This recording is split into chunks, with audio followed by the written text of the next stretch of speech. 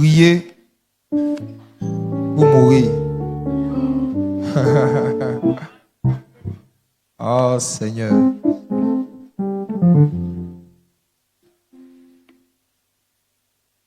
J'aimerais qu'on commence par lire Daniel chapitre 6. Versets 6 à 13. Alors, Daniel chapitre 6, verset 6 à 13. Est-ce que quelqu'un va m'aider avec la lecture? Pour la lecture, que je puisse aller vite. Quelqu'un peut prendre le micro? C'est toi? Ok. C'est le paragraphe de la vie de Daniel qui raconte un peu l'origine de ce thème. On ne va pas lire tout pour gagner du temps, parce qu'on a beaucoup de choses à faire, n'est-ce pas? J'aurais appris que par la grâce du Seigneur, cette église a la grâce aujourd'hui soir d'avoir un temps de prière jusqu'à 3 heures du matin. Quelle grâce! Quelle grâce! Quelle grâce! Dis à ton voisin, la prière n'est pas une punition, c'est une grâce.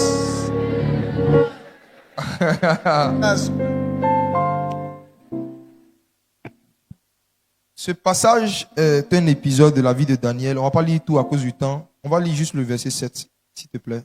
Daniel chapitre 6, verset 7. Tous les chefs du royaume, les intendants, les satrapes, les conseillers et les gouverneurs sont d'avis qu'il soit publié un édit royal avec une défense sévère portant que quiconque, dans l'espace de 30 jours, adressera des prières à quelque dieu ou à quelques hommes, excepté à toi, ô roi, sera jeté dans la fosse au lion. En l'espace de combien de jours? 30 jours. En l'espace de combien de jours? 30 jours. Ce soir, je vais aller vite. Première chose que je veux vous dire, c'est qu'il faut 30 jours pour tuer spirituellement un enfant de Dieu.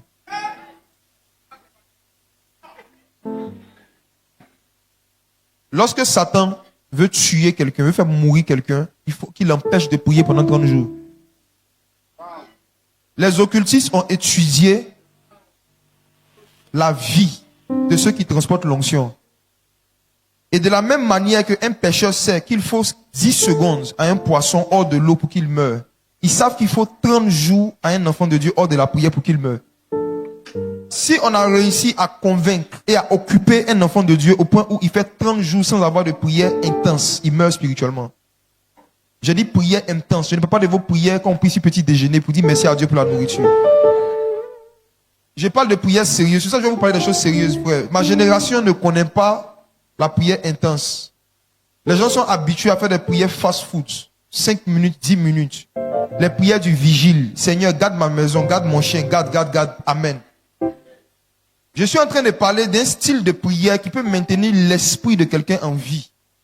Ce style de prière-là, si on a réussi à t'empêcher de pratiquer ça pendant 30 jours, tu meurs. Prier ou mourir. Les occultistes avaient essayé de tuer Daniel avec la nourriture consacrée aux démons, consacrée aux idoles. Il a refusé de manger. Ils se sont rendus compte que ce jeune homme excellait dans le prophétique. Il excellait dans les visions. La Bible nous dit que Daniel naviguait avec une telle aisance dans l'onction prophétique qu'il était capable d'expliquer toutes les visions et tous les songes. Ils ont cherché l'origine de cette puissance et ils ont vu que c'est un seul mot, la prière. S'ils ont réussi à éteindre sa vie de prière, ils vont éteindre tous ses dons.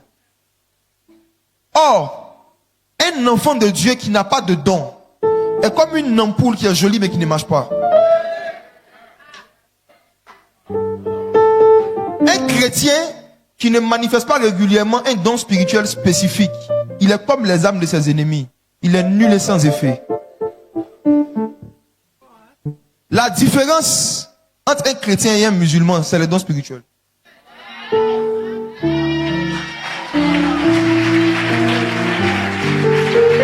La différence entre un disciple de Jésus et un disciple de Mahomet, c'est le don spirituel. Je suis en train de parler à un chrétien, tu es en train de m'écouter. Tu es assidu à l'église, bravo. Tu es membre d'une tribu, tu es actif, gloire à Dieu. Tu payes régulièrement tes dîmes et tes offrandes, gloire à Dieu. Mais quand tu sors du dimanche ici, et que tu croises les païens, qu'est-ce que tu manifestes de surnaturel que eux ils ne manifestent pas? Est-ce qu'un païen peut te regarder et affirmer qu'il y a un esprit supérieur qui est en toi? Est-ce qu'il y a des faits sur lesquels il peut se baser pour dire que vous n'êtes pas la même chose? La plupart de vos amis musulmans prient plus que vous. Certains prient 3 fois par jour. Vous priez 3 fois par semaine. Daniel était tellement sérieux avec sa vie de prière. Les occultistes de Babylone se sont rendus compte qu'en fait, l'origine de la puissance qu'il transportait, s'il devait devenir comme eux, s'il devait devenir ordinaire, il fallait qu'on l'empêche de prier de façon instante pendant 30 jours.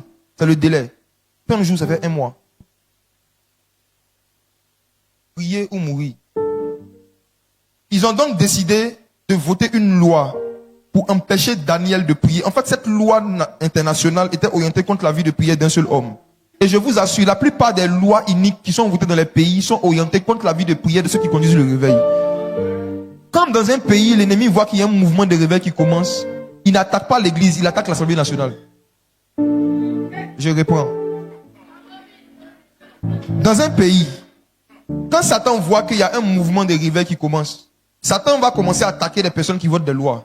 Pour qu'il commence à mettre en place des lois et des choses qui vont faire que ceux qui prient le plus ne pourront pas prier beaucoup. Et si on arrive à poser un ensemble de lois, il va éteindre la vie de prière de ceux qui conduisent le réveil va s'éteindre. Il y a certains parmi vous, parce que Satan voulait tuer votre vie de prière, il a mis à cœur à votre patron de vous donner une promotion.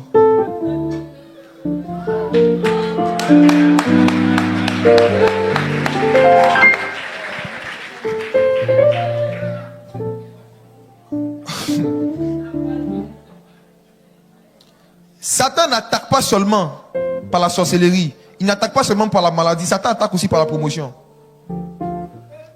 Ce ne sont pas toutes les portes qui s'ouvrent devant vous qui sont ouvertes par Dieu. Satan a aussi une main, il peut aussi ouvrir une porte. Souvenez-vous que Jésus, après avoir jeûné pendant 40 jours, prié pendant 40 jours, la Bible dit que Satan l'a pris dans Matthieu chapitre 4 et il l'a transporté en haut du temple. Ça ressemblait à une promotion. On lui a donné une position plus élevée même que celle du souverain sacrificateur. En haut du temple, au-dessus du temple. Jésus savait que cette position élevée ne venait pas de Dieu. Cette position élevée ne venait pas du Père. Faites attention. Nous sommes dans une saison où il y a beaucoup de choses qui ressemblent à des opportunités, qui vont se présenter devant beaucoup d'enfants du Seigneur. Mais il y a un seul objectif, te mettre dans une entreprise qui a un système qui fait que tu n'as plus le temps de venir à l'église.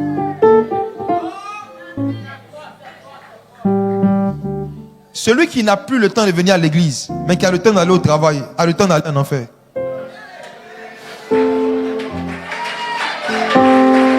Mes frères et sœurs, peu importe la façon dont vous allez travailler et prospérer, je doute qu'il y a quelqu'un parmi nous ici qui arrive à être plus riche que les Juifs.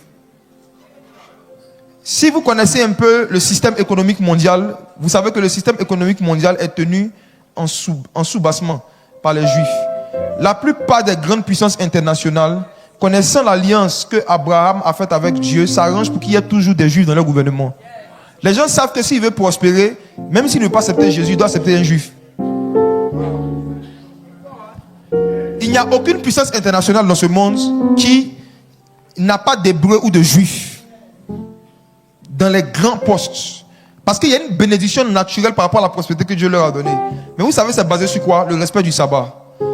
Dans les 7 jours, ils travaillent. Mais il y a un jour où ils ne travaillent pas. Il y a un jour qui est consacré à Dieu. Peu importe le poste qu'ils occupent, ils ne blaguent pas avec cela. Mais toi, tu as réussi à laisser les occultistes de Babylone te donner un travail où 7 jours sur 7, il n'y a pas un jour qui est consacré à Dieu. Tu es en train de mourir. Tu es en train de mourir. Satan est en train de te tuer. Dieu a designé la vie de prière de sorte que si tu fais une longue période sans prier avec d'autres frères et sœurs en Christ, tu n'arrives plus à prier seul. Je rembobine. Dieu a designé la vie de prière de sorte que si tu fais une longue période sans prier en compagnie de d'autres frères et sœurs en Christ, tu n'arrives plus à prier seul. Si vous voyez des frères et sœurs qui s'absentent pendant longtemps de vos églises, de vos rassemblements, mais qui vous disent qu'ils ont une relation avec Dieu, ce sont des menteurs. Ils ont une relation à Netflix. Si vous demandez à ceux qui vivent avec eux, vous allez leur demander est-ce qu'ils prient? Même Jésus, malgré qu'il était au ciel et qu'il est venu sur la terre, arrivé à un moment de sa vie, il ne pouvait plus prier seul. Il appelait Pierre, Jacques, Jean. Il dit venez prier avec moi. Toi, tu es qui? Si quelqu'un veut vous faire croire que lui, il arrive à maintenir sa vie de prière lui seul, il n'a pas besoin d'être régulier à l'église. Il se séduit lui-même et il séduit ceux qui l'écoutent. Même Jésus ne prie pas seul. Dis à ton voisin, même Jésus ne priait pas seul.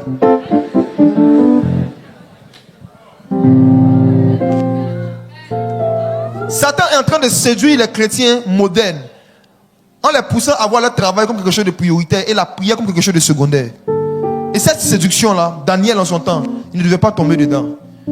Il devait choisir entre prier ou mourir. Il y a deux types de morts que Daniel devait choisir. Soit la mort physique ou la mort spirituelle.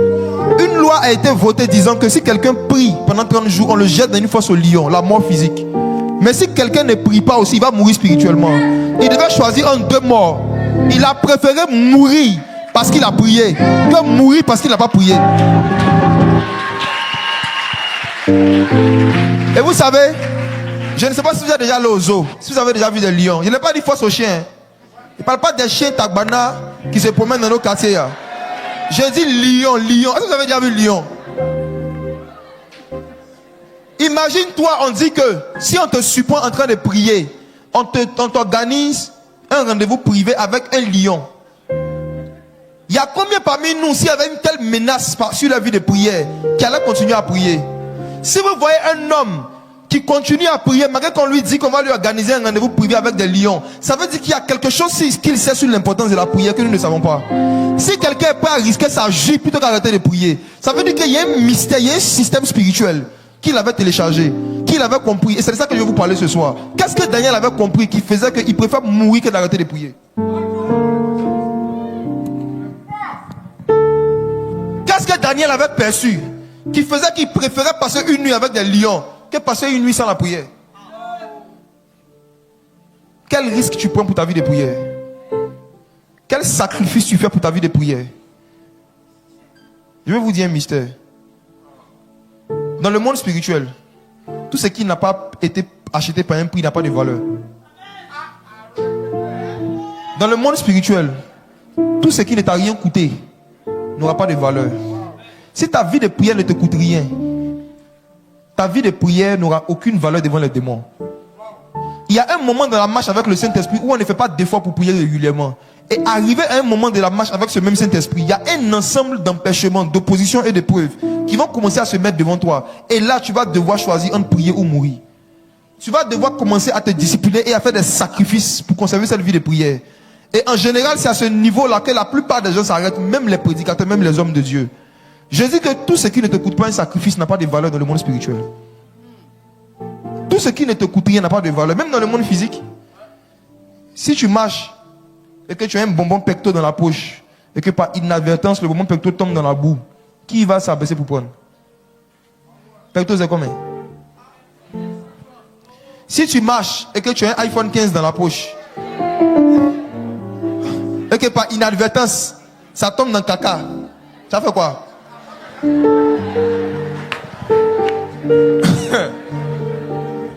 Les sacrifices que tu es prêt à faire pour récupérer quelque chose que tu as perdu dépendent de ta connaissance de la valeur de la chose.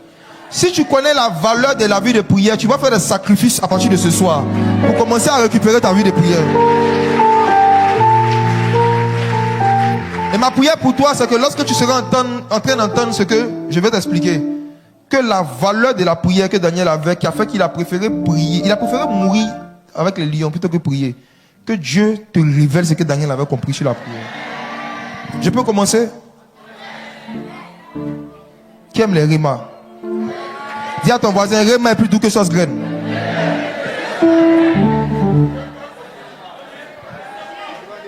Il y a 3 vérités profondes que Daniel avait compris sur la prière, que je vais partager avec vous.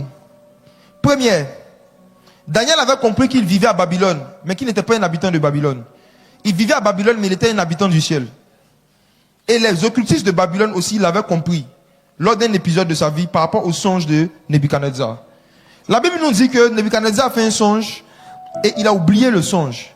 Et il se réveille le matin, il convoque tout le monde et il dit aux gens, racontez-moi mon songe et son interprétation. Daniel chapitre 2.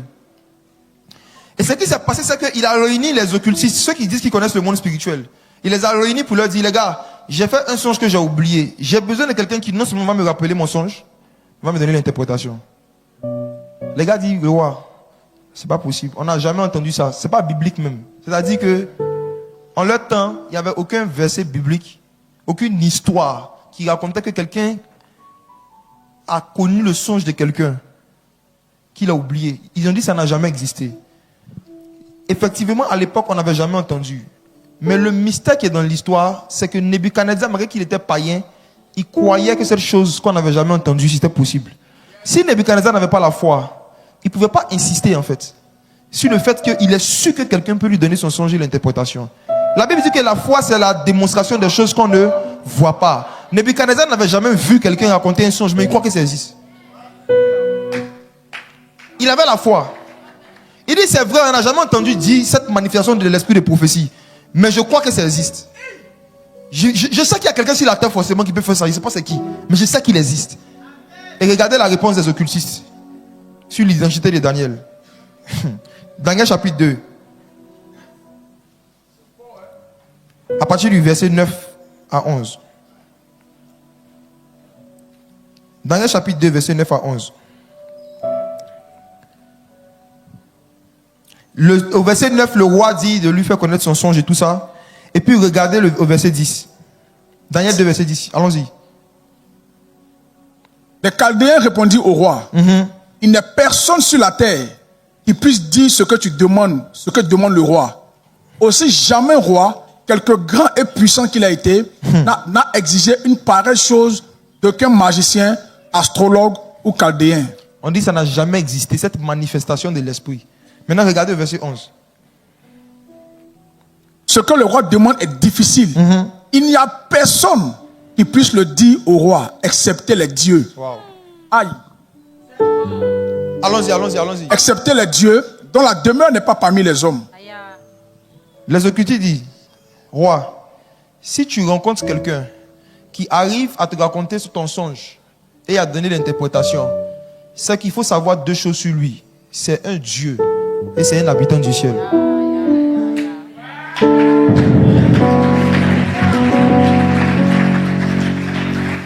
Il y a une manifestation de la puissance de l'esprit de prophétie où quand un humain commence à opérer dedans, les occultistes et les sorciers disent que c'est un sorcier.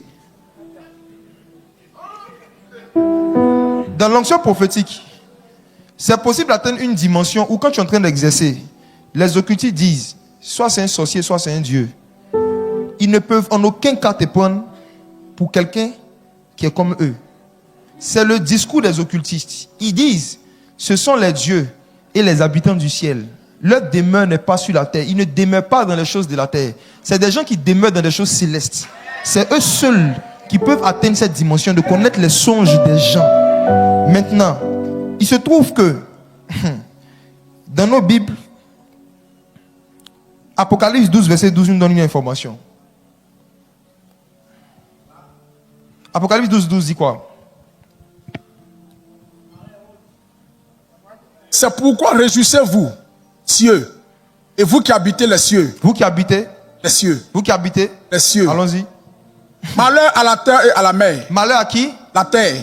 Et à la mer. Amen. Il y a des malheurs qui ne touchent que ceux qui sont dans les choses de la terre et puis dans les choses de la mer. Mais ceux qui habitent les cieux, il y a des malheurs qui ne les touchent pas. Regarde la suite. Car le diable est descendu vers vous, animé d'une grande colère, sachant qu'il a peu de temps. Habitants des cieux. Jean 3, verset 13. Voici le premier habitant des cieux qui vivait sur la terre dans le Nouveau Testament. Lis ça s'il te plaît mon frère. Personne n'est monté au ciel, si ce n'est celui qui est descendu du ciel, le Fils de l'homme qui est dans le ciel. Tu peux relire encore s'il te plaît. Personne n'est monté au ciel, si ce n'est celui qui est descendu du ciel. Il est descendu, non? Et puis c'est qui? Le Fils de l'homme qui est dans le ciel. Au moment où Jésus parlait, il était où?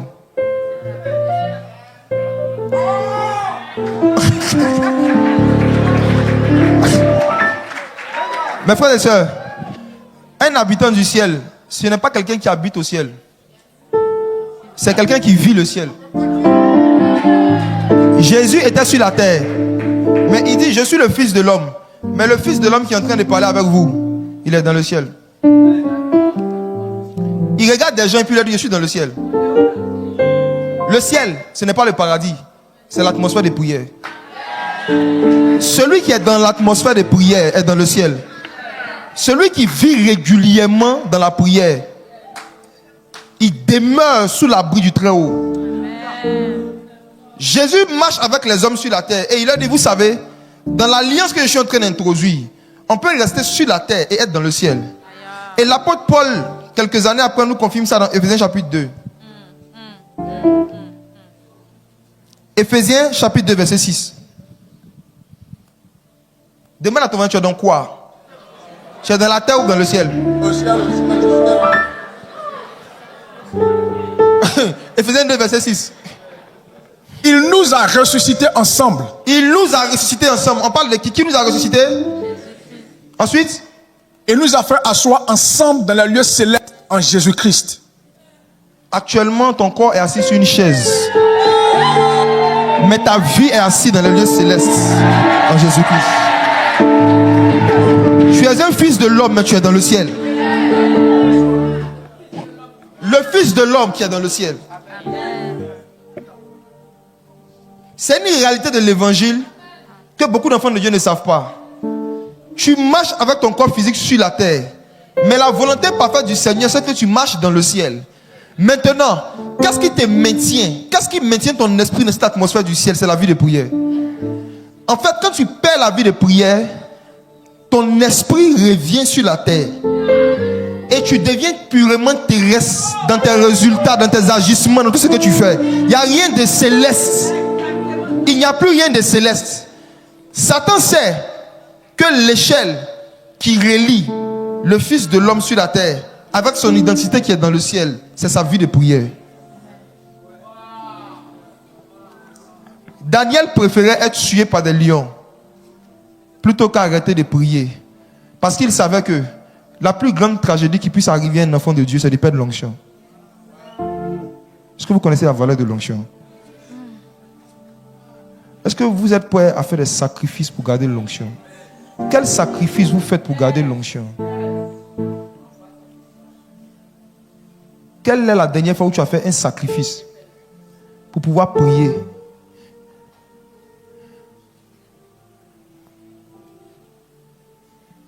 Pourquoi est-ce que lorsqu'on offrait des animaux vivants à Dieu, Dieu ne prenait pas? Parce que Dieu a un système. N'entre dans sa présence que ce qui est mort.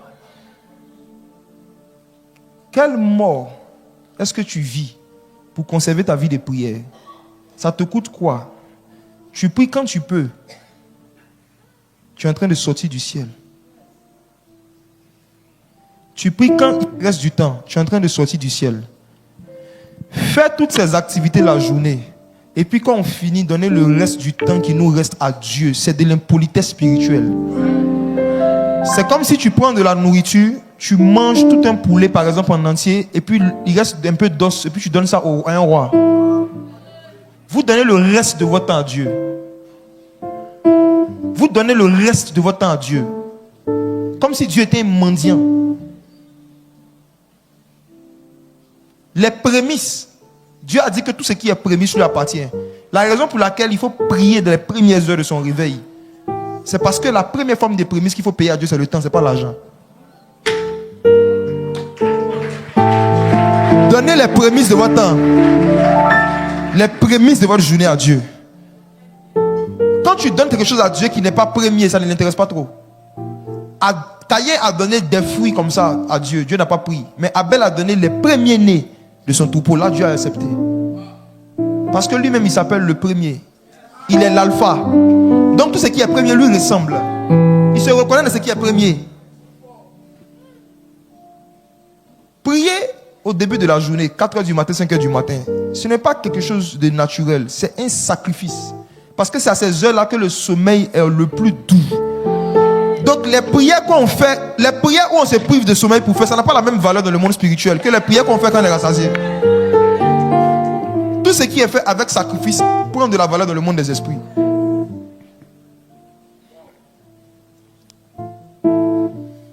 Daniel était un habitant du ciel. Deuxième chose que Daniel avait comprise. Maman, est-ce que je peux dire des choses lourdes ici? Je ne sais pas si ton peuple aime la nourriture solide.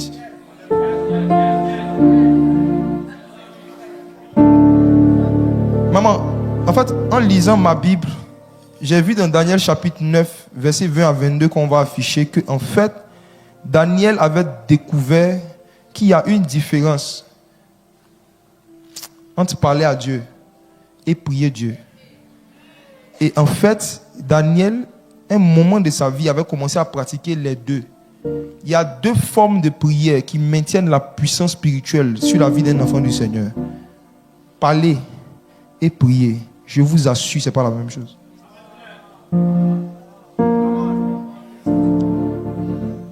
Est-ce que tu peux jouer Roi, Spirit of God, en do dièse? Daniel, est-ce que tu peux m'aider à faire la lecture s'il te plaît? Dieu va nous aider ce soir.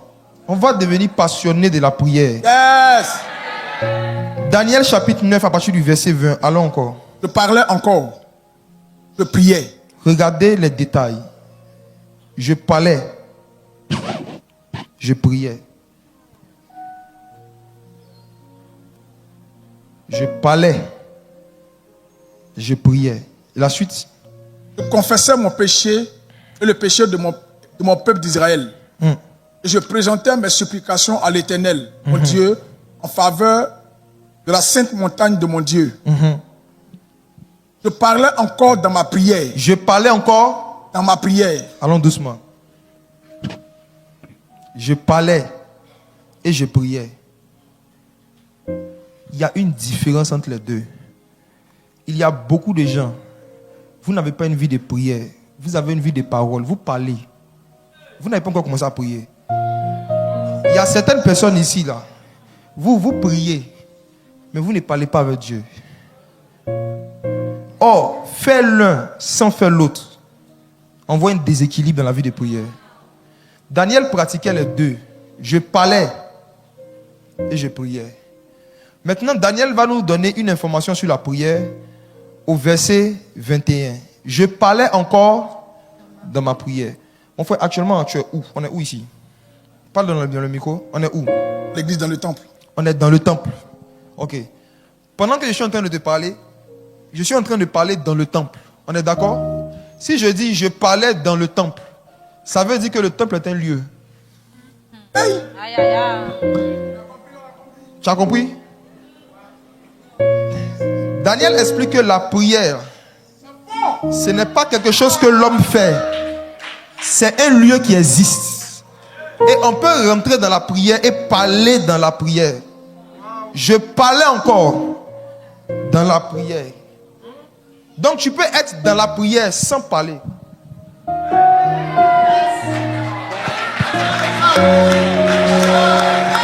Prier, ce n'est pas forcément parler à Dieu. Prier, c'est être avec Dieu.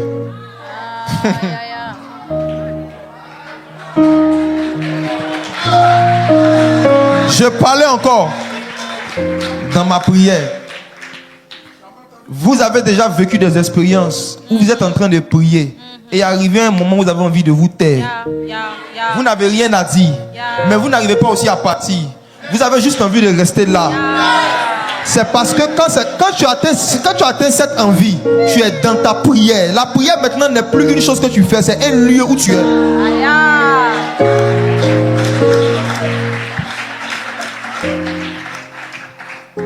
Quand la prière devient un lieu, il y a un ensemble d'événements surnaturels qui peuvent s'y passer.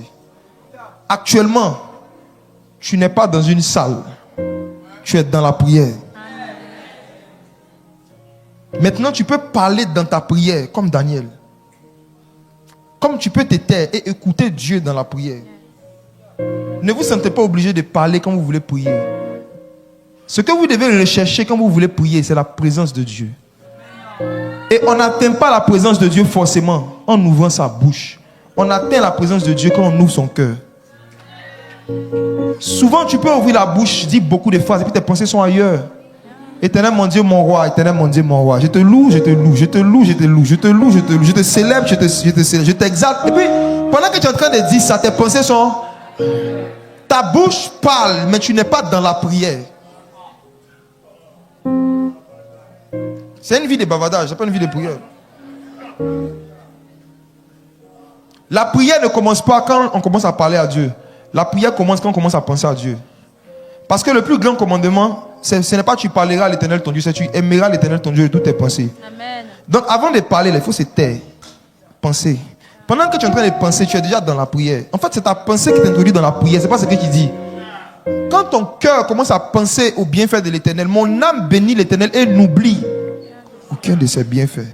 C'est les pensées qu'on a. Le fait qu'on est en train de penser à Dieu, à ce qu'il a fait pour nous, c'est ça qui nous introduit dans la prière. Et quand toutes tes pensées maintenant sont sur Dieu, tu es dans la prière maintenant, tu peux maintenant parler dans la prière. Ne parlez plus jamais en dehors de la prière. Daniel. Maintenant, regardez ceci. Il y a une différence entre parler et prier, et c'est là que je vais aller un peu fort. Quand Dieu, tu veux communier avec lui, n'oublie pas que vouloir communier avec Dieu, c'est vouloir communier avec l'une des trois entités qu'on appelle Dieu. Le Père, le Fils ou le Saint-Esprit. Et je vous assure, à chaque fois, ce n'est pas la même chose. La façon dont on s'approche du Père n'est pas la façon dont on s'approche du Fils. Et le type de communion qu'on a avec le Saint-Esprit, ce n'est pas la même communion qu'on a avec celui qui se manifeste en forme de Père. Je parlais et je priais. Parler, c'est une conversation. Prier, c'est une invocation. Daniel a mentionné deux formes de prière dans ce verset. Je parlais et je priais. Quand tu décides d'approcher Dieu en tant que ton Père, en ce moment-là, tu n'es pas en train de prier. Tu es en train de parler. Les Juifs, avant que Jésus ne vienne, avaient l'habitude de prier, mais ils n'avaient pas de conversation avec le Père. La prière est à sens unique. C'est toi seul qui parles. C'est ce que nos amis musulmans font 5 fois par jour, 3 fois par jour. Et toujours ils parlent. Allah ne les parle pas, mais ils vont décourager. Ils sont dedans. Celui qui a une vie de prière où il parle toujours à Dieu, Dieu ne lui parle jamais, une vie de prière islamique.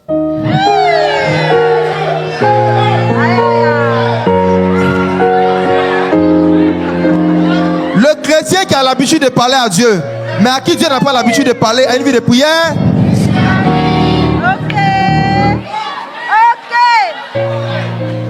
Demande à ton voisin, la dernière fois que Dieu t'a parlé, c'était quand?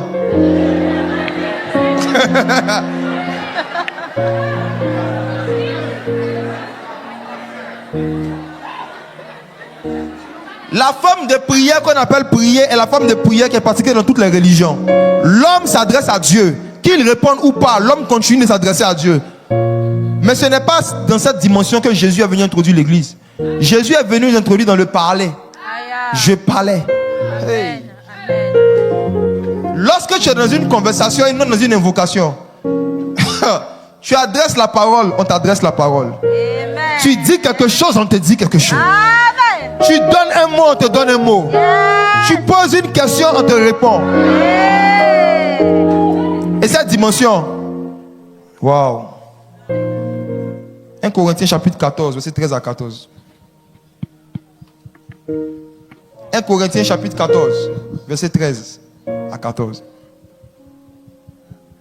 Allons-y. C'est pourquoi que celui qui parle en langue prie pour avoir le don d'interprétation. C'est pourquoi que celui qui fait quoi en langue? Il parle en langue. Il fait quoi? Prie. Regardez, l'apôtre Paul encore met la différence entre parler. Beaucoup parmi vous, vous priez en langue, vous ne parlez pas en langue.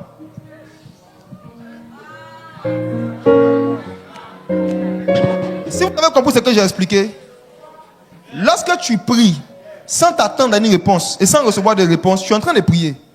Mais lorsque tu pries en t'attendant à une réponse, tu es en train de parler. Le don que vous avez ne s'appelle pas le prier en langue. C'est le don du parler en langue. Ça veut dire qu'à la base, l'intention de Dieu en nous donnant ce don, c'est d'avoir des conversations avec nous.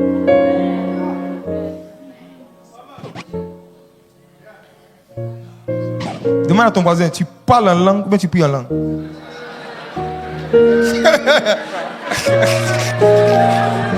Alléluia!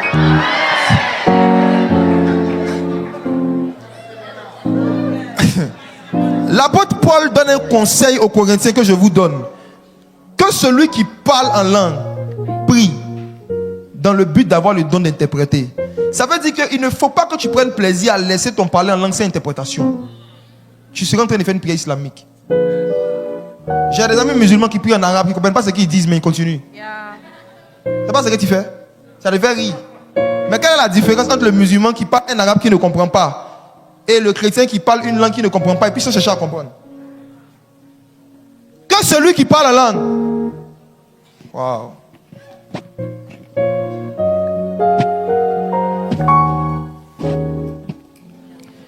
Dans le jour de la Pentecôte, ce qui a touché les 3000 et qui leur a donné envie de venir écouter la prédication, ce n'était pas le parler en langue, c'était l'interprétation. Regardez ceci. 120 personnes environ se réunissent dans une chambre et chacun commence à parler près de 120 langues différentes.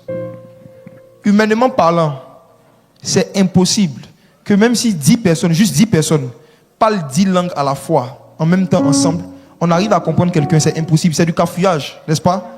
Mais imaginez-vous près de 120 langues à la fois et près de 3000 personnes arrivent à entendre chacun dans sa langue ce que chacun est en train de dire sans qu'il y ait de baffe de micro. C'était surnaturel. C'est impossible humainement parlant que les 3000 qui n'étaient pas dans la chambre, qui étaient en bas, arrivent non seulement à entendre et à comprendre chacun dans sa langue ce que chacun disait. Ce qui a fait qu'ils ont été touchés et émerveillés, c'est le fait qu'ils avaient l'interprétation. L'interprétation de ce que les 120 étaient en train de dire. C'est l'interprétation qui leur a donné envie de s'approcher et d'en savoir plus. Ils ont dit, mais comment est-ce que on les entend parler des merveilles de Dieu, chacun dans nos propres langues? Et comme ce sont des gens de la terre, des habitants de la terre, ils pensaient que leur faculté d'entendre l'arabe au milieu de 120 langues, d'entendre le perse au milieu de 120 langues, c'était eux-mêmes leurs oreilles. Ce n'est pas possible. Entre les apôtres, entre les disciples et les 3000, il y avait un interprète au milieu. Dans ce bruit-là, l'interprète tirait juste l'arabe et il venait à côté de celui qui parle arabe. Et il aidait à comprendre ce que Pierre est en train de dire en arabe. Il y a un interprète que l'Église n'exploite pas assez, mais qui est toujours au milieu de nous. Il s'appelle le Saint-Esprit. On n'a pas besoin d'avoir la foi pour parler en langue, mais on a besoin d'avoir la foi pour interpréter.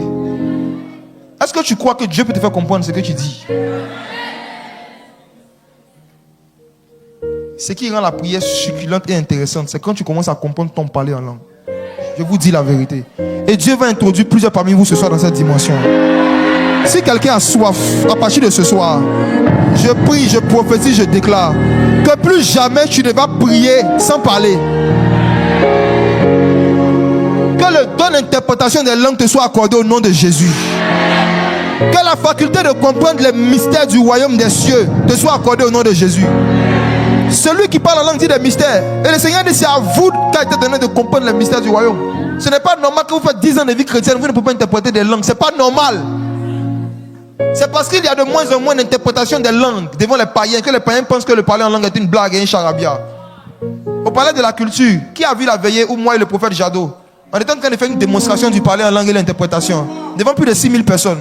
On parle en langue, on interprète. Car le royaume des cieux, ce qui le rend consistant, ce n'est pas les explications. C'est la démonstration d'esprit de puissance. Je prie que dans cette saison, Dieu suscite de plus en plus de gens qui parlent en langue et qui interprètent devant les païens. Je parlais encore et je priais. Ah, Daniel, j'aime Daniel. Mais regardez quelque chose. Une vérité profonde sur le parler en langue qui va vous donner encore l'amour de ce don. Ça va vous donner l'amour de ce don. Proverbe 10, verset 20. Même quand tu ne comprends pas encore, tu dois continuer de prier.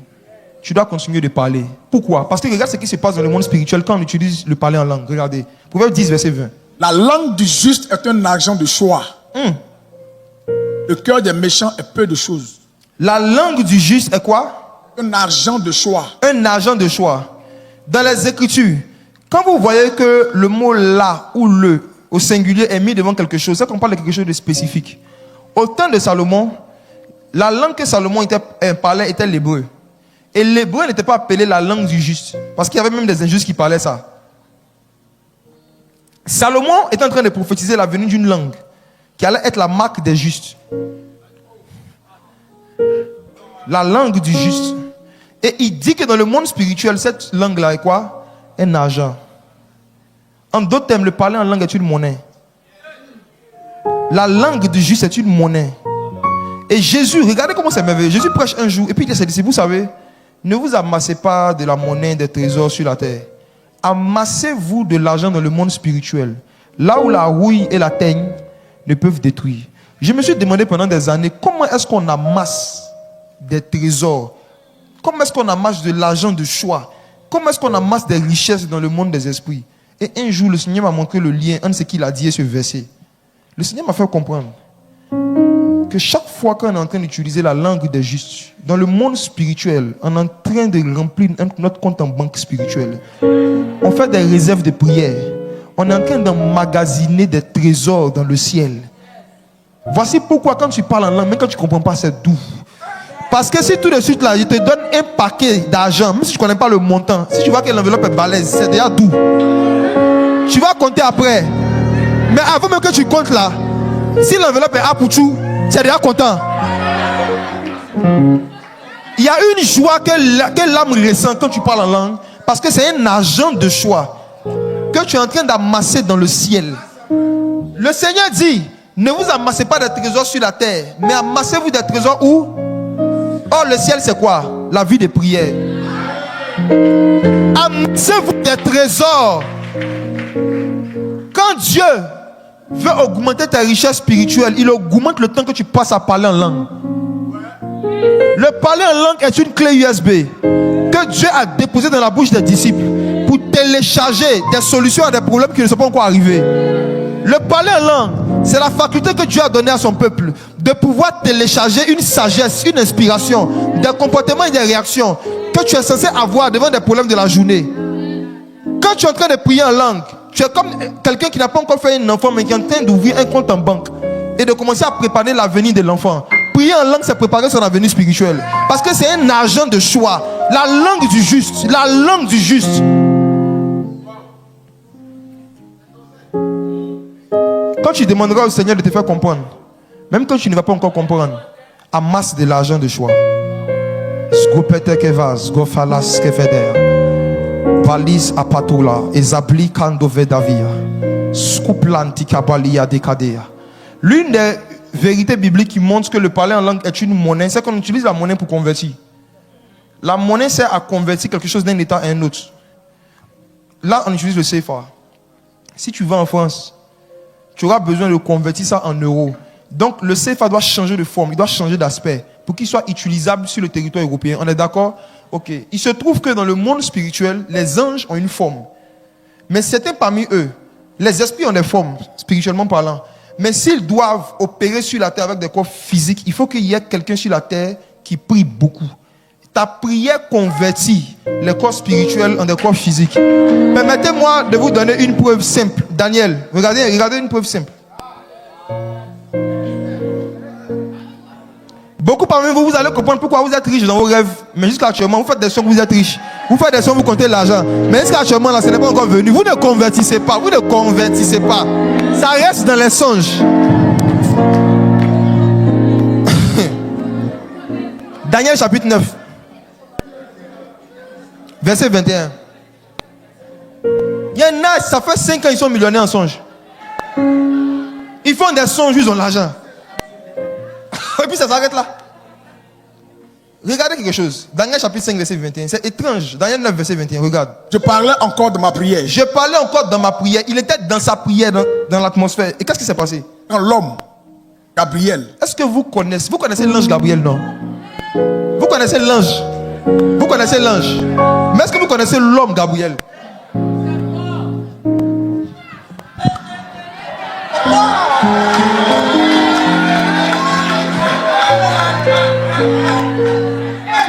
Même le corps de Gabriel se convertit en quelque chose de physique quand ça est dans la prière. L'intensité de prière, l'atmosphère de prière que Daniel avait créée ne pouvait plus permettre à quelque chose de spirituel de rester spirituel. Même un ange devait devenir physique. Tu es béni de toutes sortes de bénédictions spirituelles. Mais si ces bénédictions-là ne rendent pas d'une vie de prière intense, Tu ne le ressens jamais physiquement. L'atmosphère de prière est une atmosphère de conversion des choses spirituelles dans le monde physique.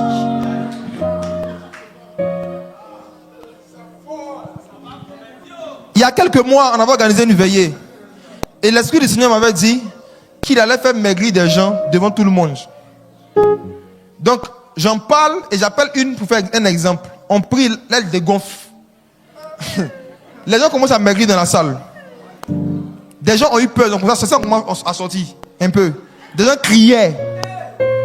Tu es à côté de ton voisin, comme ça, tu vois, il est devant toi, puis il devient. Qui était là à cette veillée?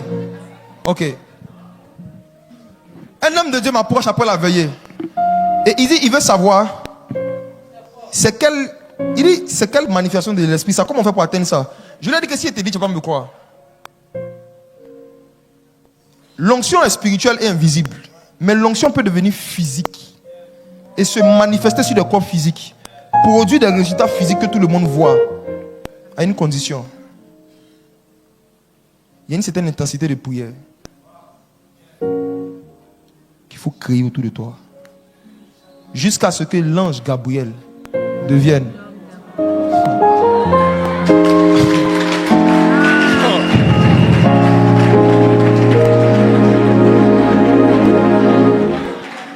Plusieurs parmi vous, il y a le mariage, la promotion, l'enfantement, le travail de plusieurs personnes de vos familles qui ne sont pas encore matérialisées physiquement. Parce que l'intensité de prière que vous devez faire pour que ce qui est spirituel devienne physique, vous n'y êtes pas encore.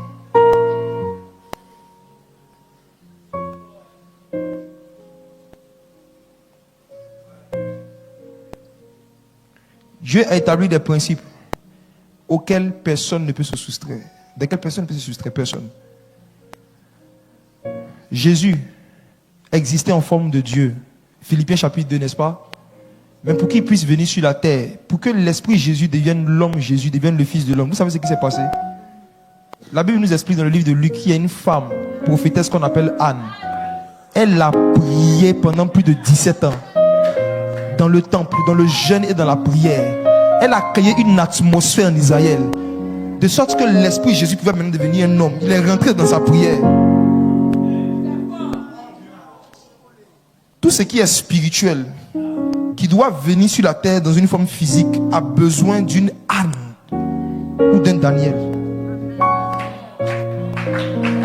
Est-ce que la génération de Anne est dans ce lieu? Est-ce qu'il y a des femmes sur qui le Saint-Esprit peut compter pour jeûner et prier jusqu'à ce que certaines choses spirituelles deviennent physiques dans le pays où elles sont?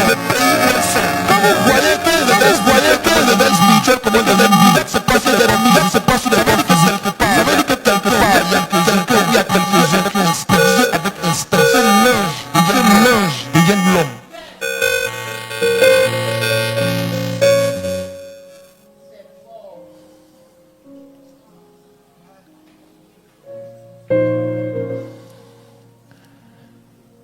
Je veux terminer avec ce point. Et nous allons prier. Quelqu'un dit déjà. Écoutez bien, surtout vous qui êtes des prédicateurs. Vous qui prêchez. Vous qui êtes dans le service ici. Écoutez ceci. Le niveau de respect que les sorciers et les occultistes que vous allez rencontrer dans la société auront pour vous dépend de la clarté des visions que vous avez. Des marabouts et des féticheurs qui ont des visions plus claires que des pasteurs ne vont jamais les prendre au sérieux. Dans le monde spirituel, celui qui ne voit pas les choses spirituelles est un aveugle. Et quand un aveugle dit à quelqu'un qui voit, je vais te poursuivre, il n'a pas peur. Voici pourquoi dans Joël chapitre 2, verset 28, Dieu a dit que dans les derniers jours, quand l'esprit sera répandu, la première chose que l'esprit va toucher, ce sont les yeux. Les jeunes gens auront des visions. Les vieillards verront des songes. Parce que Dieu n'avait jamais prévu qu'on soit étranger, nous son peuple, en ce qui concerne les visions et les songes. Ce n'était pas dans son plan. Ce n'était pas dans son plan. Je dis que ce n'était pas dans son plan. Le sujet de la vision doit être quelque chose qui vous intéresse de très près. Si vous voulez porter beaucoup de fruits dans l'évangélisation, un païen aura du mal à croire en l'évangile de Matthieu. Parce que ça concerne la vie de Matthieu dans l'évangélisation. Mais il aura du mal à ne pas croire en une vision qui concerne sa vie. On utilise d'abord Matthieu. Quand on n'accepte pas Matthieu, tu lui parles de lui-même.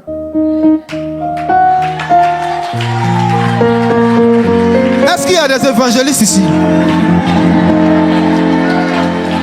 Dieu veut emmener vos évangélisations dans une autre dimension. C'est la saison de l'overflow, n'est-ce pas? Vous voulez vivre une croissance numérique où en une semaine, vous ne savez plus où vous allez mettre les gens. Je vais vous montrer le chemin. Quand quelqu'un reçoit des paroles qui concernent quelque chose de sa vie qu'il n'a dit à personne, ou qui règle un problème de sa vie, on n'a pas besoin de l'inviter à l'église. Il s'invite à l'église. Il cherche ton église, c'est où?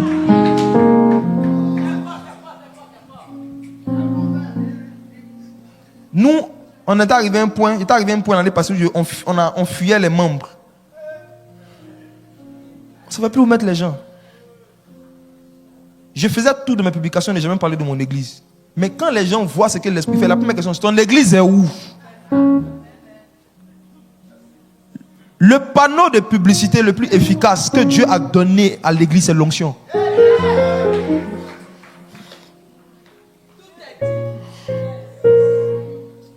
Et dans la pensée de Dieu, ce n'est pas le pasteur principal qui doit aller manifester ça dehors. Hein. Non. Le pasteur principal, lui, travaille pour le perfectionnement des saints, pas pour la conversion des païens. Dieu établit le pasteur pour votre perfectionnement en vue de l'œuvre du ministère. Éphésiens 4. C'est vous qui devez aller faire le ministère dans les rues, ce n'est pas le pasteur. C'est vous. Et le premier organe spirituel qui doit être en bon état, c'est vos yeux. Le Seigneur dit l'œil est la lampe du corps. Si l'œil est en mauvais état, tout le corps sera en mauvais état. Si vous voyez une église en mauvais état, vous allez voir, c'est qu'en général, il n'excelle pas dans le domaine des visions. L'œil est la lampe du corps. C'est quand les gens n'ont pas beaucoup de vision dans un endroit, que les gens sont sorciers, puis ils viennent postuler pour être diacre. Ils savent que personne ne va les voir. C'est quand les gens savent que dans un groupe musical, il n'y a pas quelqu'un qui excelle dans la vision, qu'un PD peut venir dire chante.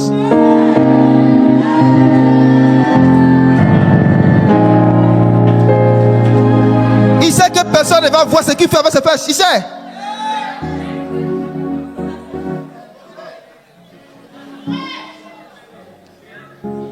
Le manque de vision rend l'église ridicule devant les païens et les occultistes. Mais regardez ceci. Qu'est-ce qui favorise l'expérience des visions claires? Pourquoi est-ce que les visions claires sont devenues rares dans nos églises modernes? Comme au temps de Samuel, 1 Samuel chapitre 2. La Bible dit que les visions étaient devenues rares. La parole n'était pas fréquente. Qu'est-ce qui rend les visions rares? Si vous lisez Samuel, vous allez voir que les visions sont devenues rares parce que le peuple, 1 Samuel chapitre 3, verset 1, parce que le peuple foulait aux pieds les offrandes. C'est tout. Suivez ce que je vais vous dire.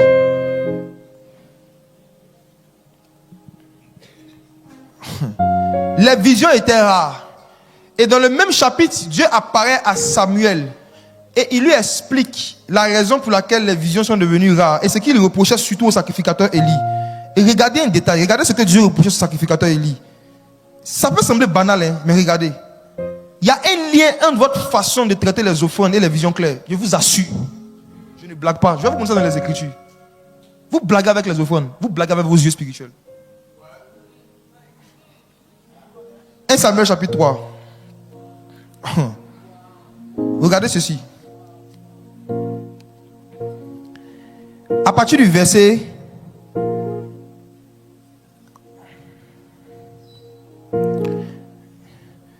Laisse-moi trouver le passage rapidement. « 1 Samuel chapitre 2. On va lire ça d'abord. Verset 29 à 30. 1 Samuel chapitre 2, pas 3. Verset 29. Regardez. Voici ce que Dieu reproche au sacrificateur. Lis s'il te plaît. Pourquoi foulez-vous aux pieds mes sacrifices et mes offrandes Allons-y. que j'ai donné de faire dans ma demeure? Et d'où vient que tu honores tes fils plus que moi, afin de vous engraisser des prémices de toutes les offrandes d'Israël, mon peuple. Le plus grand reproche que Dieu faisait à ses serviteurs dans cette époque-là, c'est le fait qu'ils foulaient aux pieds les offrandes. Ils banalisaient les offrandes ou bien ils bouffent entre les deux. C'est-à-dire que soit ils traitent les offrandes comme s'ils sont venus rendre service à Dieu, ou bien l'offrande là, ils s'engraissent avec ça. Ils prennent l'argent d'offrande pour acheter pommade, pour acheter perruque.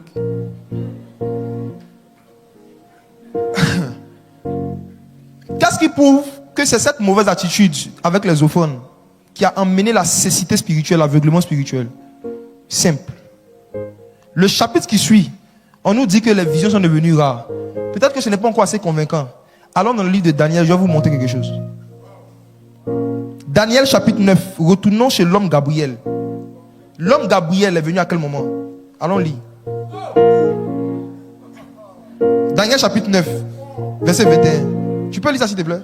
Je parlais encore de ma prière. Oui. Quand l'homme Gabriel, que j'avais vu précédemment dans une vision, Oui. s'approcha de moi d'un vol rapide. À quel moment? Au moment de l'offrande du soir. Écoutez. Daniel avait longtemps prié. Il avait beaucoup prié. Mais c'est au moment où il a fait son offrande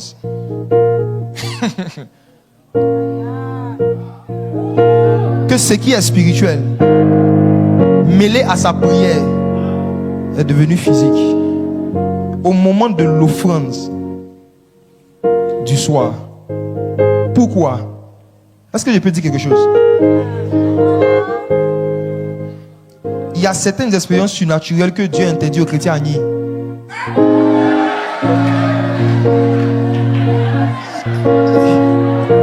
Il y a des expériences surnaturelles que Dieu a interdit aux chrétiens avares. Aux chrétiens avares. Ceux qui foulent aux pieds les offrandes et qui méprisent de donner ce qui est premier dans ce qui gagne à Dieu, ils sont privés automatiquement de certaines manifestations surnaturelles. Parce que la plupart des grandes manifestations surnaturelles du feu de Dieu dans la Bible sont toujours venues à l'heure de l'offrande. Exemple. Noé, il était dans son arche, il sort de l'arche. Malgré que les eaux ont baissé, Dieu ne parlait toujours pas. Malgré que tous les méchants étaient morts, Dieu ne parlait toujours pas. Mais la Bible dit que lorsque Noé a offert des offrandes et des sacrifices à Dieu, c'est là que Dieu a ouvert la bouche. Et il a dit, je ne vais plus maudire la terre. Dieu n'a pas réagi tant qu'il n'y avait pas encore une offrande. Vous allez voir qu'au temps de Salomon, la Bible dit que Salomon est allé à Gabaon et il a offert des milliers d'holocaustes. Quand il a fini, la même nuit, Dieu lui apparaît dans un songe. Il dit, demande-moi ce que tu veux. Tu veux quoi? Salomon, ayant vu que c'est un système d'invocation, que l'offrande était un système d'invocation des choses surnaturelles, des années après, quand il a accédé au trône, il a construit le temple et il a fait la même chose. La Bible dit qu'il a offert beaucoup d'offrandes. Et la même nuit encore, Dieu lui a apparu. Dieu a apparu à Salomon 2 fois. Et les 2 fois, c'était après avoir fait des offrandes.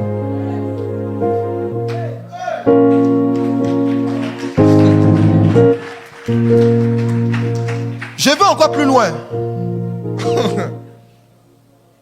Le prophète Élie. Si vous lisez attentivement le petit fight qu'il a fait avec les gens dans 1 roi chapitre 19, verset 29. Regardez. Affichez ça s'il vous plaît. 1 roi 18, verset 29. C'est à quel moment est-ce que le feu est descendu? C'est à l'heure de l'offrande. Lisons. 1 roi chapitre 18, verset 29. On dit quoi? Les hommes spirituels connaissent la spiritualité de l'offrande. Et ils savent que ça fait partie des systèmes d'invocation de Dieu, des esprits des prophètes. Le prophétique ne peut pas être déclenché à un certain niveau s'il n'y a pas un niveau d'offrande.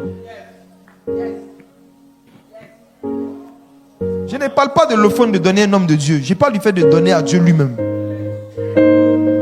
Regardez, 1 roi chapitre 18. Lorsque midi fut passé, il prophétisait jusqu'au moment de la présentation de l'offrande. Mais il n'y avait eu ni voix, ni réponse, ni signe d'attention. Élie les a interrompus, les faux prophètes, au moment de la présentation de l'offrande. Élie savait que quand c'est l'heure de l'offrande, même les faux prophètes, s'ils prient, le feu peut descendre. Suivez ce que je vais vous expliquer. Si Élie les avait laissés continuer à prier jusqu'après l'heure de l'offrande, le feu allait tomber. Parce que dans la Bible, chaque fois que quelqu'un a mis une offrande sur l'autel et que l'heure de l'offrande est arrivée, Dieu répond par le feu. Donc Élie les a manipulés. Il les a laissés prier, mais en dehors de l'heure de l'offrande.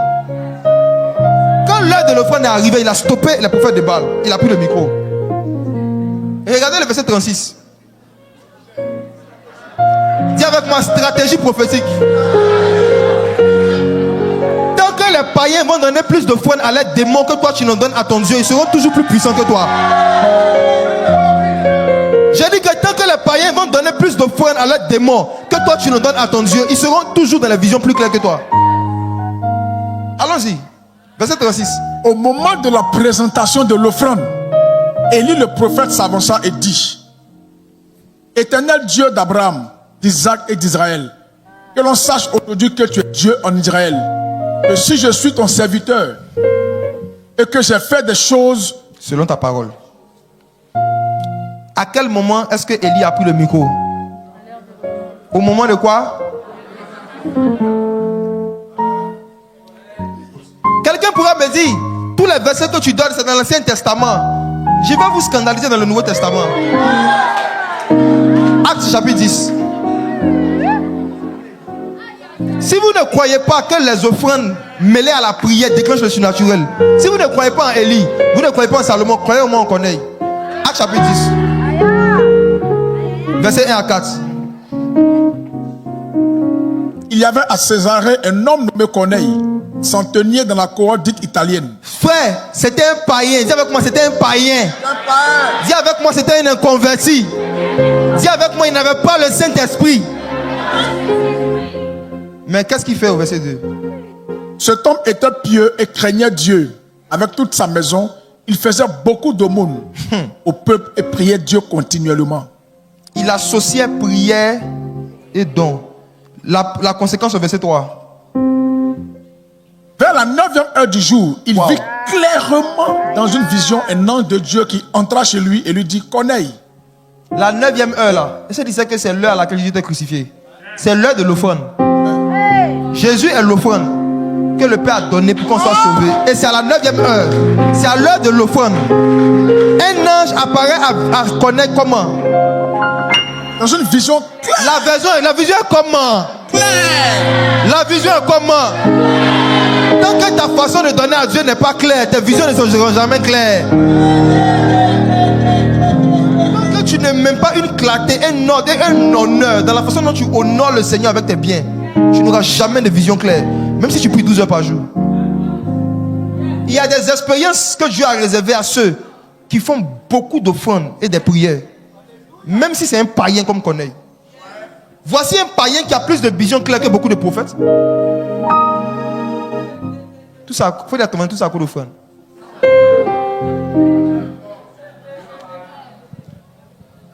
Un ange lui apparaît dans une vision claire. C'était pas une vision où on dit c'est comme si, c'est comme si, c'est pas comme si.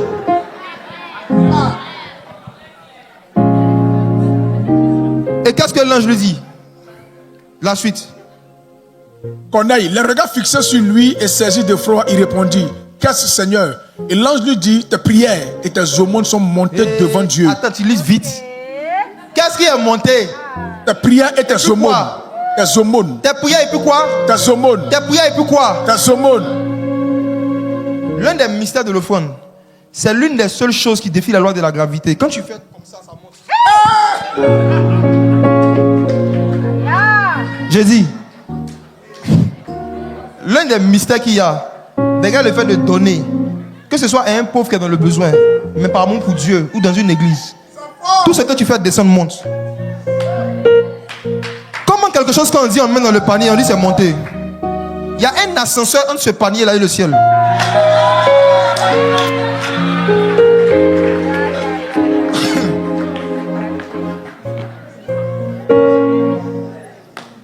C'est parce que c'est tes prières seulement qui montent que tu n'arrives pas à monter en esprit.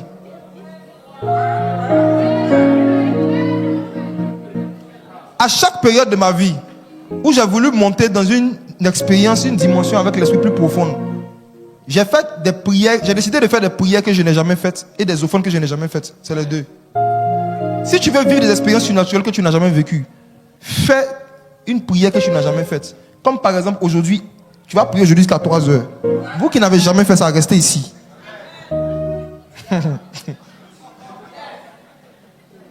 Et puis après ça, il faut ajouter un peu de fun. Les deux vont monter. Et quand les prières montent, que les aumônes montent, les anges descendent. Il y a deux façons de faire descendre le ciel. La prière et les offrandes. Est-ce qu'on peut prier?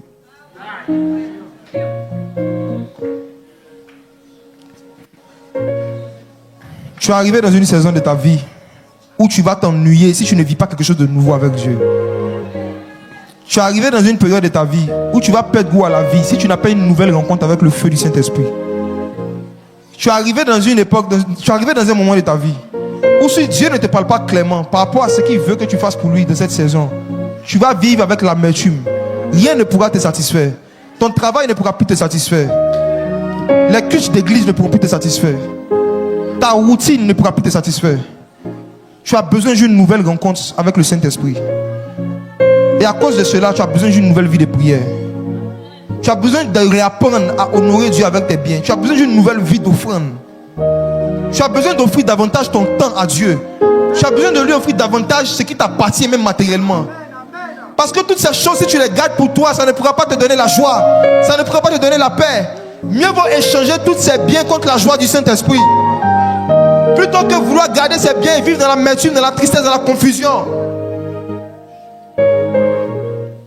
Ce soir, on va s'humilier devant Dieu.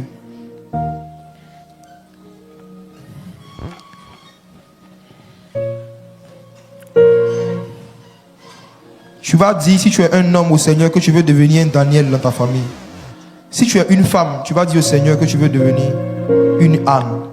Tu veux vivre dans une intensité de prière qui vont permettre que toutes les bénédictions spirituelles se convertissent et deviennent physiques et se manifestent, se matérialisent dans ta vie, dans la vie de tes enfants, dans la vie de ta famille.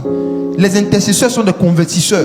Les intercesseurs, c'est par eux que Dieu convertit ce qui est spirituel dans des choses physiques. Il y a beaucoup de gens parmi vous, vous prospérez, vous pensez que c'est le fruit de vos efforts, c'est parce qu'il y a un pasteur qui prie pour vous régulièrement. Le jour où il va arrêter de prier pour vous, certaines de vos opportunités spirituelles vont rester spirituelles. C'est parce que parfois on est soutenu en prière de manière régulière par des gens qui ont une certaine intensité, qu'on a une certaine facilité à certaines choses physiques. On ne fait pas toujours le lien entre certains accès qu'on a, certaines prospérités qu'on a, avec l'intensité de prière qui nous soutient. Mais je t'assure, la prière, la vie de prière d'un homme qui te soutient, c'est trop aléatoire. Si c'est fâche comme toi, il va arrêter. Si lui aussi il a ses problèmes, il va arrêter. La seule vie de prière sur laquelle tu dois te baser pour pouvoir régulièrement expérimenter les bénédictions de Dieu, c'est ta propre vie de prière. Tu dois bâtir ton propre hôtel de prière avec Dieu. Tu dois bâtir ta propre vie de jeûne. Tu dois toi-même t'habituer à passer de longtemps avec le Saint-Esprit. Ce soir, tu vas dire, Seigneur, je parlais et je priais. Apprends-moi à converser avec toi et à t'invoquer. Apprends-moi à être dans des conversations et des invocations. Je vais pratiquer toutes sortes de prières. Que ma vie de prière ne soit plus jamais la même. Je préfère prier que de mourir spirituellement. Je préfère prier que de mourir de cette maladie. Je vais prier jusqu'à ce que tu me touches. Ouvre la bouche. La langue du juste est un argent de choix. Amasse-toi des trésors dans le ciel. Pas tous que t'es. Allons-y. Pradekevados, souplader. Sommeil, Katouz et Védère. Chagui, la Patouz, Getekata. Dis Père éternel, je ne veux plus mépriser mes temps de communion avec toi. Je ne veux plus que les films, les distractions, les problèmes m'éloignent de la prière. La Bible dit quelqu'un souffre qu'il prie. Quelqu'un souffre qu'il prie. Sous laquelle la bantouki la topédère. Prends la même décision que Daniel. Même s'il y a une menace de mort. Quand on veut m'empêcher de prier, je vais prier. Le sommeil ne va plus m'empêcher de prier. Les problèmes de facture ne vont plus m'empêcher de prier. Je ne vais plus laisser le comportement de mon mari m'empêcher de prier. Je ne vais plus laisser le comportement de mon fiancé m'empêcher de prier. Je ne vais plus laisser un être humain détruire ma communion avec le Saint-Esprit. Sobrade et la déplaie salidée. Celui qui parle en langue se transforme lui-même. Celui qui parle en langue saisifie lui-même. Celui qui parle en langue se bâtit lui-même. Ce soir, tu n'as pas besoin d'un pasteur. Tu as besoin du Saint-Esprit. Tu as besoin du Saint-Esprit. Du Saint-Esprit. Fais de moi un homme de prière. Fais de moi une femme de prière. Fais à mon cœur une addiction à la prière. Wow. Avant, j'étais addict à la drogue. Maintenant, je vais être addict à la prière. Avant, j'étais addict au sexe. Maintenant, je vais être addict à la prière. Avant, j'étais addict à la cigarette. Maintenant, je vais être addict à la prière. Lorsqu'il parle de bronze, Leila Badokani, Ilaïlo Badokani, Ilis Kapatus Katea Lebazea, Leila Banduli Blailo Badolokani, Ila Blues Kepandulu Bandi Libane, Meila Banko Kopazekania, Ila Blams Kopaleum de Lobadea, Eloi le Bambi, la Toulakia, Alois de Palian de Libatia, Scoplam de l'Eglobe, Sapela Banko Legosa, la Bros qui padait, Aleis Gaplan, Scopade, Aleis Gapam, Scopade, Aleis Gapam, Scopade, Scopleico, Caledo, Chagadake, le Blanc Scopale, les Blancs Scopale, les Blancs Scopale, les Blancs Scopale, les Blancs Scopale, les Blancs Scopale, les Blancs Scopale, les Blancs Scopale, Choplaki a plams kopali, I plakus qui parle pour les palia, J't'ad tous les plams kopetekele. Au fur et à mesure que tu pries, il y a des pardons qui t'écoutent. Il y a une lourdeur qui est en train de partir. Il y a un poids qui est en train de partir. Et il y a une joie qui est en train de rentrer en toi. Il y a un feu nouveau. Il y a un feu nouveau dans ce lieu. Iskalos qui est plein dans le corps. Allons-y en ré dièse, pas tout ce qui était pété. J't'adé, soplaki, blandi kouzi, il a plein de palais. Chacun de qui pète à canea, j't'ala kapata kapata la guerre. Les blabs kapata kapalia, il a pas coulé à pantel vadea. Chèque la mal tolédani. Il y a plusieurs parmi vous. Vous allez mettre le contrôle de vos corps. Vous allez mettre le contrôle de vos mains. L'esprit de prière veut s'emparer de 54 personnes ici. Dieu veut t'emmener dans une dimension où tes prières ne seront pas le fruit de ton cerveau, mais ça sera le fruit de son inspiration. Il y a une dimension de la prière où tu ne réfléchis pas au sujet, mais les sujets coulent comme de l'eau. L'Esprit du Seigneur prend le contrôle de ton esprit et il dépose sur ton cœur des noms, des visages, des fardeaux. Et tu commences en français, mais arrivé un moment, les soupirs deviennent inexprimables en français. Les soupirs deviennent inexprimables dans un langage humain. Et quand tu atteins cette dimension, tu es dans ta prière. La prière est devenue un lieu. Ta prière devient une atmosphère. Il rassouplit coupé de verre. Il a rata, il a batado. Il louse la pela qui t'avait. Et là il abandonne le gadia. Tu intercèdes comme le Saint-Esprit. La souplique à Kupadi. J'calais capete que badea. J'cala blâme scapalea. Là il a bakalia ber. Il a pas il a palea. Et là il a pas il a cadea. Et là il a pas il a cabea. Scoplam to de baile. Scos calide. Why le place cadido. Scandele scapalea. Au fur et à mesure que je suis en train de prier, je vois des bénédictions spirituelles qui sont en train de se transformer. Il y a des opportunités que tu avais vues dans tes rêves. Il y a des opportunités que tu avais vues en songe. Homme de Dieu, l'onction que tu as vue dans ton songe est sur le point de se manifester physiquement. Cette faculté de guérir les aveugles, cette faculté de faire marcher les boiteux, la rousse qui est pas dit. Et là il a become tout pané. Mais là, là il a bengoni. Et l'ours qui est partout la kita. Là il a pas coché. C'est la capée.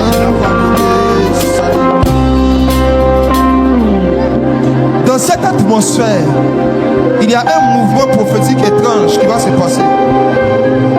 Je peux voir par Jésus-Christ une catégorie de personnes ici. Dieu vous a plusieurs fois montré dans des rêves l'onction que vous êtes censé manifester. Tu t'es vu dans des stades, tu t'es vu sur des pupitres, tu t'es vu devant des foules en train de prêcher l'évangile. Il y a quelqu'un ici, tu avais l'habitude, service doit aider les gens. Tu avais l'habitude de faire des rêves où tu voyais des fous et tu priais, des fous guérissaient. Mais dans la réalité, tu n'as pas encore expérimenté cela. Ce que tu avais vu dans les rêves, waouh, est sur le point de commencer à se passer. Il y a une intensité de prière dans laquelle Dieu va te mettre. Waouh. Palus que pardon, c'est plané. Je prie maintenant, vous tous qui avez des dons d'opérer des miracles, des dons de prophétie, que vous voyez dans vos rêves, mais qui ne sont pas encore manifestés dans la réalité, dans 5 secondes, que le Dieu de Daniel, s'empare de vous et qu'il emmène en manifestation physique dans vos ministères respectifs ces choses que vous avez l'habitude de voir. 5, 4, 3, 2. Il y a une distribution de manteaux qui commence maintenant. 1. Palus Getobadi. Toi qui avais des visions et qui avais perdu cette faculté, regarde. L'esprit te restaure. L'esprit te restaure. L'esprit te restaure.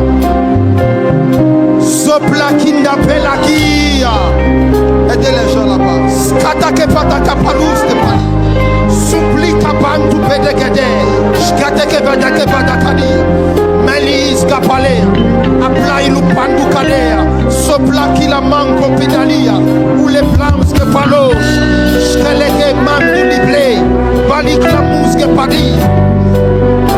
L'une des choses que le Seigneur m'a dit quand je priais pour cette église, il m'a dit que l'une des particularités qu'il va faire au monde de cette église, c'est la parole de connaissance. Le don de parole de connaissance. À partir de ce soir, il y a un feu de la parole de connaissance que l'Esprit du Seigneur va répandre ici de cette assemblée. Parce que tu as fait le sacrifice d'être là. Parce que tu es là ce soir. Regarde. Il y a des dons que l'Esprit veut distribuer ce soir. Je vois le don de parole de connaissance être distribué à des jeunes gens, des jeunes filles. Beaucoup de femmes dans cette église vont prophétiser avec une certaine dextérité. Il y a un niveau de précision dans le fait de parler de la part de Dieu qui va commencer dans la vie de plusieurs parmi vous. Et pendant que je suis en train de parler, je peux voir une ici qui avait jeûné aujourd'hui. Tu avais jeûné par rapport à ce programme. Tu n'as pas demandé quelque chose de particulier à Dieu. Tu as juste dit au Seigneur, visite-moi. Regarde, le Dieu qui répond par le feu. Waouh. Est en train de te répondre. Dans 3 secondes, il va changer ta vie de prière. Il te répond par le feu. Il te répond par le feu. Il te répond par le feu. Évangélistes, vous qui êtes appelés à prêcher Jésus-Christ crucifié dans les carrefours, dans les supermarchés, dans les écoles et dans les lycées, regardez, il y a un manteau nouveau que l'Esprit du Seigneur est en train de mettre sur vous. C'est une autorité sur les démons, une autorité sur la puissance de la drogue. Je vois beaucoup de drogués à Port-Boué, beaucoup de drogués à Port-Boué qui vont devenir sensibles à ton évangile, qui vont devenir sensibles à l'onction qui est sur toi. Wow. Il y a une génération que Dieu s'est choisi ici pour briser le joug de la drogue sur beaucoup de jeunes dans cette commune. Il vous donne une autorité sur les démons de la drogue. Dieu s'apprête à vous oindre terriblement, terriblement. Il y a une onction très forte que l'Esprit du Seigneur est en train de communiquer à plusieurs parmi vous. Je vois le jour de la sirène des eaux, des réseaux de lesbianisme, des réseaux de prostitution en train d'être détruits par tes prédications. Cet esprit, je prie pour ceux et celles qui sont de cette génération ici. Ceux qui sont appelés à faire sortir les gens de la drogue, de la prostitution et de l'homosexualité. Je prie pour une autorité sans pareil sur les démons. Que le manteau de la délivrance descende dans ce lieu et se pose sur eux maintenant. Ils sont au nombre de 8. Il y a 5 jeunes femmes parmi eux. Je vois sa puissance qui est en train de descendre sur vous. Parmi vous, il y a une que Dieu va envoyer chanter. Tu auras à cœur de faire des temps de worship, mais en plein air. Tu auras l'impression d'être en train d'adorer Dieu simplement comme ça au dehors. Mais c'est une atmosphère de délivrance. Wow. C'est une atmosphère de délivrance que le Seigneur va créer par tes chants. Quand tu vas sentir que l'Esprit te pousse, aller dans des endroits pour chanter, vas-y. Tu vas devenir son atmosphère, l'atmosphère du Saint-Esprit. Pai de veille la cause. Play de mas de veille. Si plados que fait de cachet. I plados que parle de. Qu'elle veille la pacode. Qu'il y blâme que parle de. Et plateau pas il a fait de calman de caïno prise qu'a parlé de. Scalé codo, scaladai. Scalé de co, scaladai. Scalé de prale de vale de poale de caï la maison qu'on parle de. Sculatia scapéter. Vous qui êtes prophètes et les prophétesses, écoutez ceci.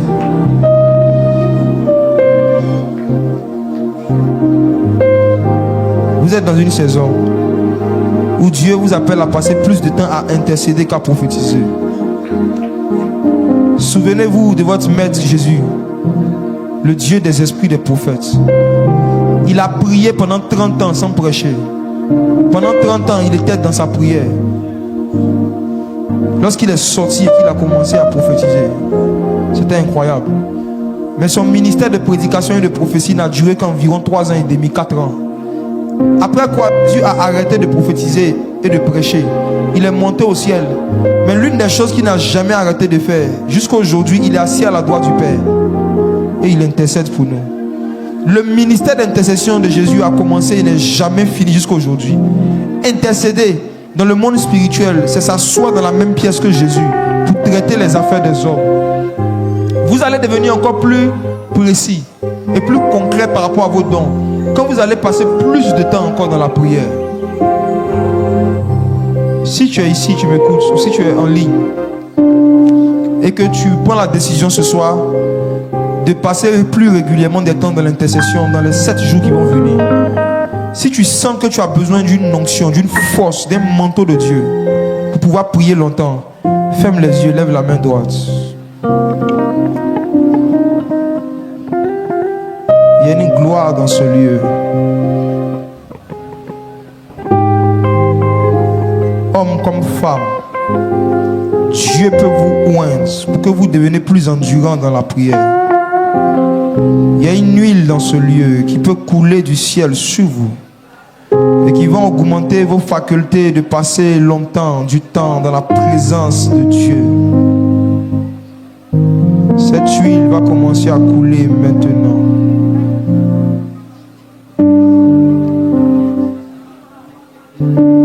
L'onction est disponible comme une source d'eau qui coule ne s'arrête pas. Qui coule ne s'arrête pas. Qui coule ne s'arrête jamais. Ne s'arrête jamais. L'onction est disponible. L'onction est disponible comme une source d'eau. comme une source d'eau Qui coule ne s'arrête pas. ne s'arrête pas. Qui coule ne s'arrête jamais. Ne s'arrête jamais. Les malades sont guéris par tes mains. Les malades sont guéris. Les démons seront chassés par tes mains. Les démons sont chassés. L'onction coule. L'onction coule et ne s'arrête pas. Elle coule, ne s'arrête jamais. Coule et ne s'arrête jamais. Les malades sont guéris. Les malades sont guéris. Les démons sont chassés. Les démons sont chassés. L'onction coule. L'onction coule et ne s'arrête pas. Elle coule, ne s'arrête Elle jamais. coule et ne s'arrête jamais. Écoutez tout ceci, pendant que tu as la main levée, Dieu oint les mains de ceux qui ouvrent la bouche en faveur des hommes. Cette main que tu as levée au ciel devient comme un bâton entre les mains du Saint-Esprit pour briser des malédictions familiales, pour faire stopper les débuts de cancer, pour guérir des ulcères. Et je vois des personnes à qui Dieu est en train de communiquer des dons de guérison maintenant. C'est un feu et une compassion pour les malades. C'est un feu qui vient en forme de pitié. C'est un feu qui vient en forme de compassion. Tu vas commencer à te sentir concerné et attristé par les maladies de certaines personnes. Il y a des cas de maladies que la science dit incurables. Mais Dieu va mettre dans ton cœur une foi que Jésus peut guérir ça. N'essaie pas d'expliquer pourquoi tu crois en ça. C'est toi seul qui vas croire en ça. Parce que Dieu te donne le don de foi. Saint-Esprit, que la guérison coule par toutes ses mains. Que chaque personne pour qui ils prendront le temps d'intercéder, qu'ils deviennent eux-mêmes les solutions aux problèmes de ces personnes au nom de Jésus. Transforme-les en des hommes solutions, des femmes solutions, des problèmes qui porteront dans ta présence en prière. Et qu'à travers leur vie, on puisse voir que Jésus-Christ est vraiment ressuscité. Je te dis merci pour ta grâce. Merci pour ta faveur, Saint-Esprit. Au nom de Jésus. Est-ce que tu peux acclamer ce Jésus? Est-ce que tu peux ovationner ce Dieu-là?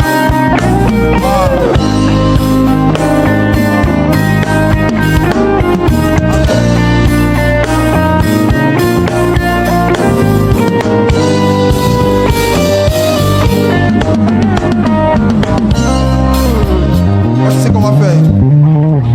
Pendant que nous sommes dans la prière, si tu as apporté une offrande ou une dîme que tu veux donner au Seigneur, tu vas la prendre. Pour ceux qui n'ont pas encore fait leurs offrandes, qui veulent le faire, restez debout s'il vous plaît. Développez un réflexe. Le moment de l'offrande est aussi sacré que le moment de l'adoration. La même attitude que vous avez quand c'est un temps de prière ou d'adoration, vous devez avoir la même attitude dorénavant pendant le temps de l'offrande. L'offrande fait partie de l'adoration. Et l'adoration, même dans la Bible, c'était l'offrande avant. Quand les gens partaient adorer Dieu, ils partaient offrir des sacrifices. Ok? J'aimerais